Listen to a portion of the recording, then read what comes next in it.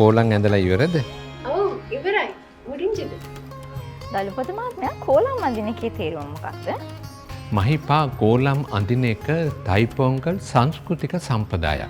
මේ සඳහා චාරිත්‍රානුකූලව ගන්නේ අලුත් සහල්. ඒවා පිටි බවට පත් කර ගන්න ඕනේ කැකුළු සහල් පිටි බවට පත් කරගෙන ඒ කැකුළු සහල් පිටි වලින් තමයි කෝලම් අඳින්නේ. හැබැයි නූතනයට එනකොට විවිධ වර්ණ යෙදුම් කරනවා. මොකද මේවා ජන කලාවක්. විචිත්‍රත්වයේ අරමුණ. හැබැයි අරමුණ යටතේ තියෙන්නේ සස්්‍රිකත්වයේ. ගෙදර බිම මේ විදියට කෝලම් අඳිනවා කියලා කියන්නේ සිරිදෙව්දුව පැමිණෙනවා. ඒ වගේම තමයි අලුත් ඉරක් අලුත් වසරක උදාව.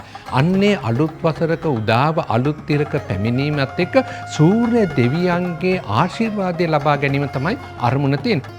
මේ සස්්‍රිකත්වය අරමුණු කරගෙන එළියේ පොංගල් බත සූදානම් වෙනවා. අපි එතනට යන්කෝ බලන්න.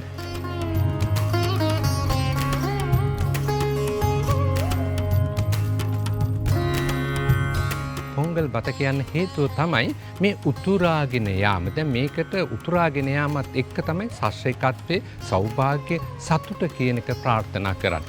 ඇයි ගේ දොරකඩ තෝරගන්න? ගේ දොරකඩත් එක්ක තමයි මේ උදා වෙන නව හිරුගේ අලුත් රශ්මි මාලාවන් පැමිණෙනවා. ගෙදර ජීවත් වෙන සියලු දෙනාට යසස උදා වෙනවා කියන විශ්වාසයක් තියෙනවා. ඒතර මේ පොංගල් බත විශේෂත්වයක් තියෙනවා. මේක ඇත්තටම කිරි බතක් විදියට පිසින්නේ. කිරි අවශ්‍යයි, කැකුළු සහල් ගන්නවා. ඊට පස්සේ තමයි කජු මද වගේ දේවල්, මුද්දරක් පළම් දානවා. තවත් දෙයක් දානවා.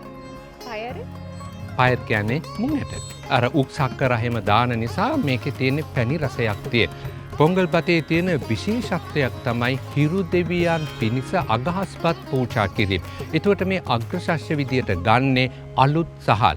මෙන්න මේ උතුරාගෙන යාමෙන් තමයි සෞභාග්‍ය පැමිණෙනවා කියලා විශ්වාසය ගන්න. එතකොට හිත් පුරා සන්තෝෂයෙන් පොංගලෝ පොංගල් කියලා හඬ නගනවා.